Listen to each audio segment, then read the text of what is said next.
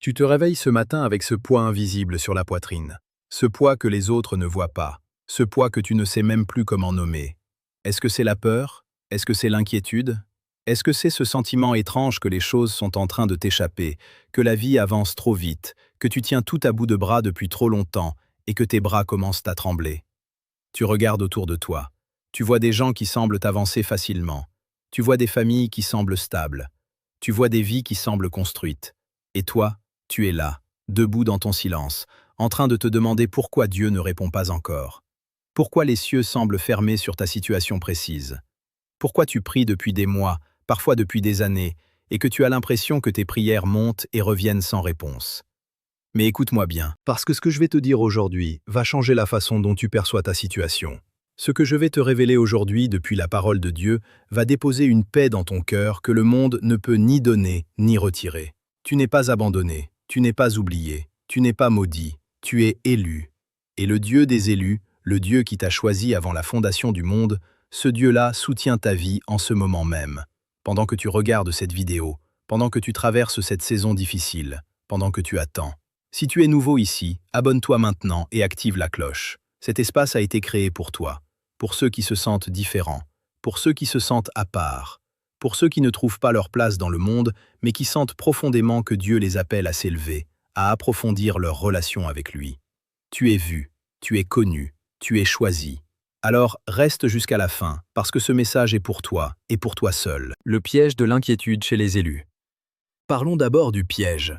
Le piège que l'ennemi a spécialement conçu pour les élus. Parce que oui, il existe un piège particulier, une arme spécifique que l'adversaire réserve à ceux que Dieu a choisis, à ceux que Dieu a marqués, à ceux dont le potentiel spirituel est immense. Et ce piège a un nom. Ce piège s'appelle l'inquiétude chronique, l'anxiété permanente. Cette pensée en boucle qui tourne dans ta tête du matin au soir et parfois même la nuit quand tu devrais dormir. Comprends quelque chose d'essentiel. L'ennemi ne perd pas son temps avec ceux qui ne représentent pas une menace pour son royaume. Il n'investit pas d'énergie sur des vies sans impact spirituel. Quand tu es constamment sous pression, constamment bombardé d'inquiétude, constamment dans cet état de tension intérieure qui t'empêche de te reposer vraiment en Dieu, c'est souvent le signe que l'adversaire a identifié ce que tu portes et qu'il cherche à te neutraliser avant que tu le réalises toi-même. L'inquiétude est une arme de distraction massive. Elle ne te tue pas immédiatement, elle t'épuise lentement. Elle t'éloigne de la présence de Dieu progressivement. Elle te fait douter de la fidélité de Dieu subtilement. Et avant même que tu t'en rendes compte, tu vis une vie de foi en apparence, mais d'anxiété en réalité. Tu fais les prières, tu vas aux réunions, tu lis la Bible parfois, mais ton cœur est loin. Ton cœur est absorbé par les questions sans réponse, par les factures, par la relation qui ne guérit pas, par l'enfant qui s'éloigne, par la carrière qui stagne, par la santé qui inquiète, par l'avenir qui semble incertain. Et l'ennemi rit, parce qu'il t'a eu. Pas avec le péché flagrant, pas avec la rébellion ouverte, mais avec quelque chose que la société considère même comme normal, l'anxiété, le stress. Comme si être inquiet était une preuve de maturité, de responsabilité, de sérieux. Comme si quelqu'un qui ne s'inquiète pas serait irresponsable ou naïf. Ce mensonge culturel a infiltré même l'Église. Et des élus, des personnes appelées, des personnes choisies, passent des décennies entières à vivre dans l'inquiétude en pensant que c'est inévitable. Ce n'est pas la volonté de Dieu pour ta vie, ce n'est pas le destin de l'élu, ce n'est pas l'héritage que Christ a payé par son sang pour toi. Tu as été libéré de l'esclavage de la peur. Tu as été appelé à une vie de paix qui dépasse toute intelligence humaine. Et aujourd'hui, le Dieu des élus t'appelle à te souvenir de qui tu es vraiment. Tape le mot « libéré » dans les commentaires si tu sens que cette parole te parle déjà. Tape « libéré » et regarde ce que Dieu va faire dans ta vie à partir de cette minute. Aujourd'hui, j'y ai quelque chose à vous avouer. J'ai mis des années à comprendre pourquoi certaines personnes semblent attirer naturellement le succès, l'amour, l'abondance, pendant que d'autres courent sans jamais y arriver. La réponse? Ce n'est pas une question de chance, c'est une question de fréquence. J'ai condensé tout ce que j'ai appris dans un guide complet de 21 jours, le livre Code vibratoire. Ce que tu trouveras à l'intérieur. Un programme jour par jour pour nettoyer et reprogrammer ton énergie. Les techniques de manifestation les plus puissantes. 369, scripting, pilométhode. Le guide complet des chakras, des fréquences solfège et de l'astrologie vibratoire. 40 affirmations de haute fréquence pour tous les domaines de ta vie. Le lien est dans ma description. Commence ton voyage aujourd'hui.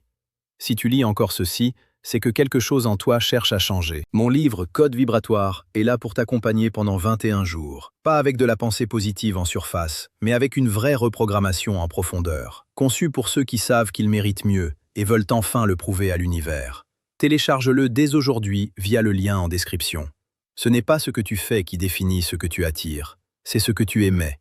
J'ai écrit ce livre pour toi, pour qu'en 21 jours, tu deviennes enfin la fréquence de ce que tu désires. Code vibratoire, lien en bio. Ne laisse pas passer cette opportunité de transformer ta vie. Depuis que j'ai partagé mon guide avec mes premiers lecteurs, les retours sont incroyables. Des personnes qui bloquaient depuis des années sur leur situation financière, leurs relations, leur santé, ont commencé à voir des changements réels après quelques jours seulement. Pas de magie. Juste une méthode sérieuse, construite sur la science des fréquences, la psychologie de l'abondance et des pratiques spirituelles ancestrales. Le code vibratoire est disponible maintenant. Si tu es prêt à changer de fréquence, il est temps. Lien en description ou dans la première commentaire. Épingle. Qui sont réellement les élus? Avant d'aller plus loin, je dois m'assurer que tu comprends de qui nous parlons. Qui sont les élus? Parce que ce mot est utilisé tellement souvent dans les cercles religieux qu'il a perdu sa puissance. On le répète comme une formule sans vraiment saisir le poids de ce que cela signifie d'être choisi par le Dieu de l'univers. Les élus ne sont pas une élite religieuse. Les élus ne sont pas ceux qui ont grandi dans des familles chrétiennes parfaites.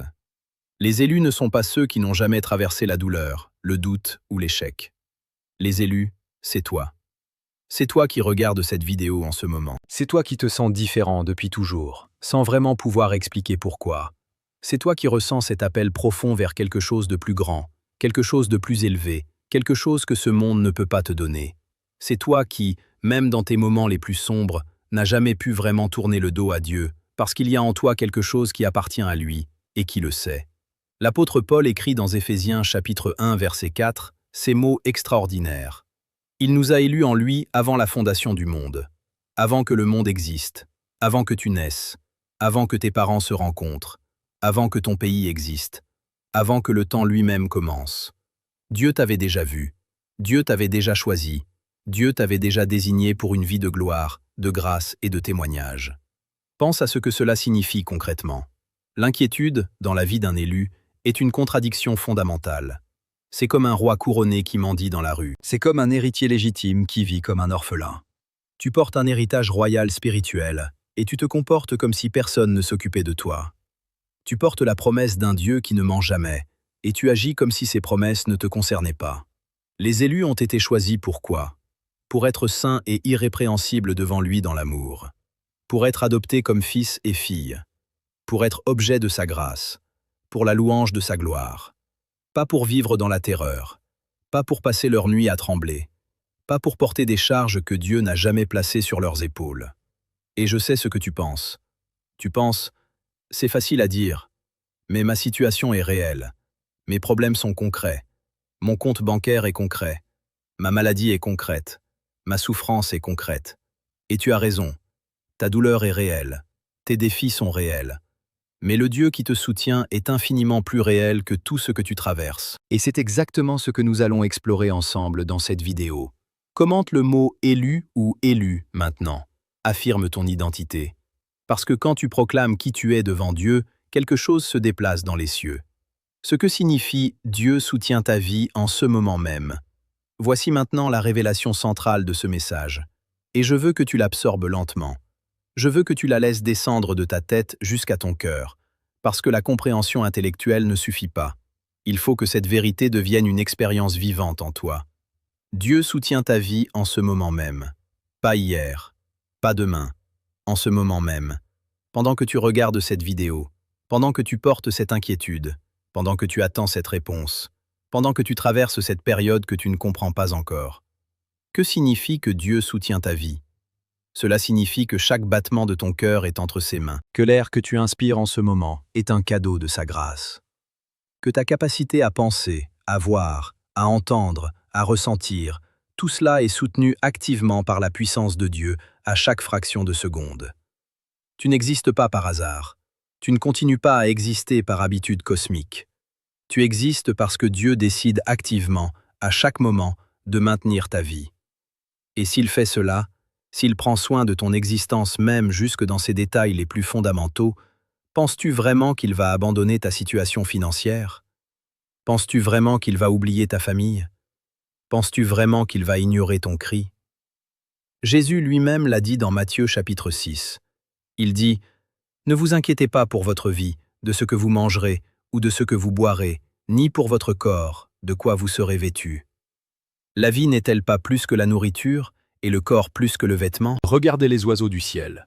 Ils ne sèment ni ne moissonnent, ni n'amassent dans des greniers, et votre Père céleste les nourrit. Ne valez-vous pas beaucoup plus qu'eux? Tu vaux beaucoup plus, non pas parce que tu es parfait, non pas parce que tu n'as jamais failli, non pas parce que ta foi est sans faille, mais parce que tu portes l'image de Dieu, parce que le Fils de Dieu a versé son sang pour toi, parce que tu as été adopté dans la famille divine, parce que tu es un élu. Et voici ce que l'inquiétude fait réellement. L'inquiétude dit à Dieu « Je ne te crois pas vraiment ». L'inquiétude dit « Tes promesses sont peut-être vraies pour les autres, mais pas pour moi ». L'inquiétude dit « Tu m'as peut-être sauvé, mais je ne suis pas sûr que tu puisses vraiment t'occuper de ma situation ». C'est un affront à la grandeur de Dieu. Et Dieu, dans sa miséricorde infinie, ne t'en veut pas. Il comprend ta faiblesse, il comprend ta fragilité humaine. Mais il t'invite aujourd'hui à franchir un seuil, à choisir la confiance plutôt que la peur, à choisir la foi plutôt que l'anxiété. Tape « Je crois » dans les commentaires. Tape « Je crois » comme une déclaration de guerre contre l'inquiétude et comme une déclaration d'amour envers ton Dieu. Les 3 mensonges que l'inquiétude dit aux élus. L'inquiétude ne se présente jamais comme ce qu'elle est. Elle ne frappe pas à ta porte en disant « Bonjour, je suis l'inquiétude et je viens détruire ta relation avec Dieu. » Non, elle est bien plus subtile que ça. Elle arrive déguisée en prudence. Elle arrive déguisée en responsabilité. Elle arrive déguisée en amour pour tes proches. Et elle te chuchote des mensonges que tu finis par prendre pour des vérités. Voici les 3 mensonges principaux qu'elle dit aux élus. Premier mensonge. Si tu t'inquiètes, c'est que tu es responsable. L'inquiétude te fait croire que si tu ne t'inquiètes pas, c'est que tu n'es pas sérieux. Que si tu ne passes pas tes nuits à ruminer, c'est que tu n'aimes pas assez tes enfants, ta famille, ta vie. C'est un mensonge. La vraie responsabilité n'est pas dans la rumination anxieuse. La vraie responsabilité est dans la prière, dans l'action éclairée par la foi, dans la confiance active en Dieu. Tu peux être profondément responsable et profondément en paix en même temps. Ces 2 réalités ne s'excluent pas. Elles coexistent dans la vie d'un élu qui a compris comment fonctionner dans le royaume. Deuxième mensonge. Ton problème est trop grand pour Dieu. C'est le mensonge le plus insultant envers le Tout-Puissant, mais c'est aussi le plus courant. Quand tu regardes ta situation et que tu ne vois aucune issue humaine possible, l'inquiétude s'engouffre dans cet espace et dit « Voilà, même Dieu ne peut rien faire ici. » Mais qui est notre Dieu? C'est celui qui a ouvert la mer Rouge. C'est celui qui a fait tomber les murs de Jéricho. C'est celui qui a ressuscité Lazare après 4 jours dans le tombeau. C'est celui qui a transformé 5 pains et 2 poissons en repas pour 5000 personnes. Ton problème n'est pas trop grand pour lui. Ton problème est exactement la scène sur laquelle il veut démontrer sa gloire. Troisième mensonge. Dieu s'occupe des autres, mais pas vraiment de toi. Ce mensonge est particulièrement dévastateur pour les élus sensibles, pour ceux qui ont vécu des rejets, des abandons, des déceptions humaines profondes. L'ennemi prend ses blessures réelles et les projette sur Dieu. Il dit « Tu vois, les gens que tu aimais t'ont abandonné. Dieu va faire pareil. » C'est un mensonge du fond de l'enfer. Dieu dit dans Ésaïe 49, verset 15 « Une femme oublie-t-elle l'enfant qu'elle allait? N'a-t-elle pas compassion du fils de ses entrailles? Quand elle l'oublierait, moi je ne t'oublierai pas. » Les hommes peuvent t'oublier, les institutions peuvent t'oublier. Même les gens que tu aimes le plus peuvent te décevoir. Mais Dieu ne t'oubliera jamais. Il ne peut pas. Tu es gravé dans ses paumes. Comment te graver si cette vérité vient de toucher quelque chose dans ton cœur? Tape « gravé » et réclame cette promesse comme tienne. La puissance de la paix de Dieu dans la tempête. Il y a une scène dans l'Évangile qui me bouleverse à chaque fois que je la lis. Jésus et ses disciples sont dans une barque sur le lac de Galilée. Une tempête se lève. Et pas une petite tempête de routine. Une tempête si violente que les vagues déferlent dans la barque. Des hommes qui sont des pêcheurs professionnels, des hommes qui ont passé leur vie entière sur ces eaux, ces hommes ont peur. Ils paniquent. Et Jésus? Jésus dort. Il dort sur un coussin à la poupe du bateau. Les disciples le réveillent en criant « Maître, ne t'importes-tu pas de ce que nous périssons ?» Et Jésus se lève, il interpelle le vent et dit à la mer « Silence, tais-toi ». Et il se fit un grand calme. Puis il dit à ses disciples, « Pourquoi avez-vous peur ainsi? Comment n'avez-vous pas de foi? Je veux que tu saisisses quelque chose de profond dans cette scène. Jésus n'a pas dormi parce qu'il ne savait pas qu'il y avait une tempête. Il n'a pas dormi parce qu'il était insensible au danger. Il a dormi parce qu'il savait quelque chose que ses disciples ne savaient pas encore. Il savait que la tempête n'avait aucun pouvoir réel sur la barque qui le portait. Il savait que là où il est, la mort ne peut pas gagner. Il savait que l'autorité qu'il portait était infiniment supérieure à toute force naturelle déchaînée. Et cette même présence est en toi.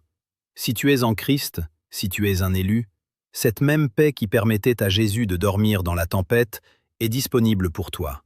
Pas la paix comme le monde la donne, une paix conditionnelle qui dépend de la météo de ta vie, mais la paix qui surpasse toute intelligence. La paix qui est comme une sentinelle devant ton cœur et ton esprit. La paix que Paul décrit dans Philippiens chapitre 4. Et tu remarqueras quelque chose d'important. Avant de parler de cette paix, Paul dit « Ne vous inquiétez de rien ». Pas de certaines choses, pas des grandes choses, pas des choses modérément inquiétantes, de rien, zéro inquiétude. C'est un niveau de vie spirituelle qui semble impossible depuis l'extérieur. Mais Paul ne parle pas depuis une vie facile. Il écrit ces mots depuis la prison, enchaîné, incertain de son avenir. Et il dit « Ne vous inquiétez de rien, mais en toute chose faites connaître vos besoins à Dieu par des prières et des supplications avec des actions de grâce. » La clé est là, pas le déni, pas faire semblant que la tempête n'existe pas, mais transformer l'inquiétude en prière. Prendre chaque sujet d'angoisse et le déposer, concrètement, aux pieds de Dieu. Et dans l'espace que tu viens de libérer dans ton cœur, la paix de Dieu s'installe comme une forteresse. Tape « paix » dans les commentaires. Tape « paix » comme une prière, comme une déclaration, comme une réception de ce que Dieu t'offre en ce moment même. Les preuves bibliques que Dieu soutient les élus. Je veux te donner maintenant des fondations solides. Non pas des émotions, non pas des sentiments agréables, mais la parole immuable de Dieu. Parce que ta foi ne peut pas reposer sur ce que tu ressens. Les sentiments changent, les circonstances changent, mais la parole de Dieu demeure éternellement. Première preuve, Psaume 55, verset 22. « Remets ton sort à l'Éternel, et il te soutiendra. » Le mot « soutenir » ici en hébreu est le mot qui exprime le fait d'entretenir, de nourrir, de sustenter, de maintenir en vie. Dieu ne dit pas qu'il va jeter un coup d'œil de temps en temps. Il dit qu'il va activement, continuellement te soutenir, comme une main qui tient fermement, comme un sol qui ne cède pas. Deuxième preuve, Romains chapitre 8, verset 28. Ce verset que tu connais peut-être, mais dont tu n'as peut-être pas encore saisi toute la profondeur. Nous savons, du reste, que toutes choses concourent au bien de ceux qui aiment Dieu, de ceux qui sont appelés selon son dessein. Toutes choses. Pas les choses agréables seulement, pas les bénédictions évidentes seulement. Toutes choses. Cette situation financière difficile concourt à ton bien. Cette relation compliquée concourt à ton bien. Cette saison d'attente douloureuse concourt à ton bien. Dieu est si grand, si sage, si souverain, qu'il peut prendre même ce que l'ennemi avait prévu pour te détruire et en faire un tremplin pour ta destinée. Troisième preuve, Ésaïe 41, verset 10. L'un des versets les plus puissants de toute l'Écriture. « Ne crains rien, car je suis avec toi. Ne regarde pas autour de toi avec inquiétude, car je suis ton Dieu. Je te fortifie, je viens à ton aide, je te soutiens par ma droite triomphante. » Dieu parle directement. Il dit « Ne crains pas, je suis avec toi. » Il ne dit pas « Les circonstances vont s'améliorer tout de suite. » Il ne dit pas « Le chemin va être facile. » Il dit « Je suis avec toi. » Et sa présence change tout. Sa présence transforme la prison en palais. Sa présence transforme le désert en lieu de rencontre. Sa présence transforme la tempête en occasion de miracle. Quatrième preuve. Matthieu 10, versets 29 à 31. Jésus dit « Ne vend-on pas 2 moineaux pour un sou? Cependant, il n'en tombe pas un à terre sans la volonté de votre Père. Et même vos cheveux sont tous comptés. Ne craignez donc point, vous valez plus que beaucoup de moineaux. Tes cheveux sont comptés, pas globalement, pas approximativement, exactement.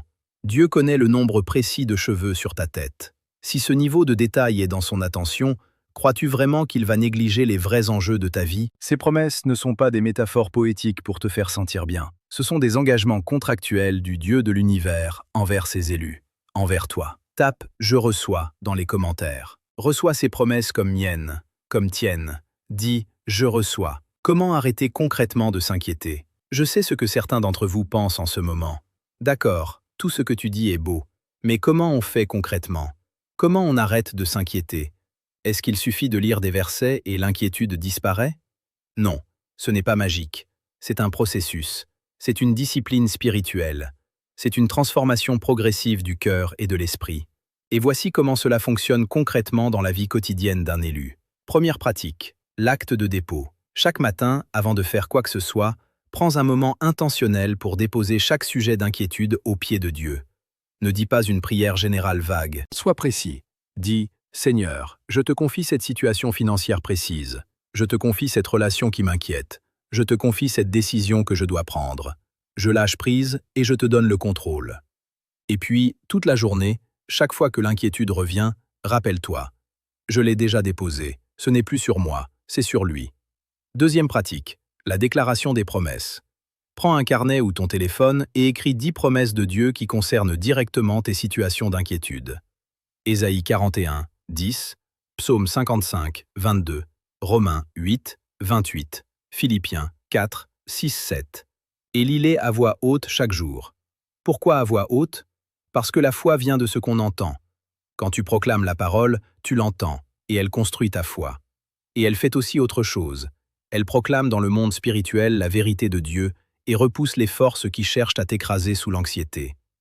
Troisième pratique, la gratitude active. Paul dit de présenter nos demandes à Dieu avec des actions de grâce. La gratitude est une arme spirituelle contre l'inquiétude, parce que l'inquiétude se concentre toujours sur ce qui manque. La gratitude se concentre sur ce qui est déjà là. Et quand tu commences à compter tes bénédictions, quand tu commences à regarder ta vie et à voir les traces de la main de Dieu, les fois où il t'a déjà sorti d'une situation impossible, tu réalises que le Dieu qui a fait cela hier peut faire cela aujourd'hui. Quatrième pratique, la communauté spirituelle. Ne porte pas tes inquiétudes seul. Dieu nous a placés dans un corps. Il nous a donné des frères et des sœurs. Lorsque 2 ou 3 se rassemblent en son nom, il est là. Lorsque tu demandes à un autre élu de prier avec toi, tu multiplies la puissance spirituelle de ta prière. L'isolement est l'un des plus grands alliés de l'inquiétude.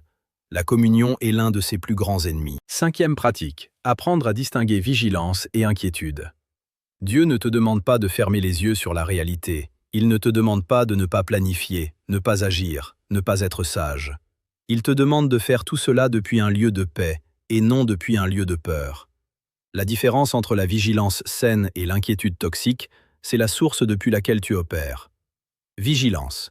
Je regarde la situation, je m'informe, je prends des décisions sages, et je confie le résultat à Dieu.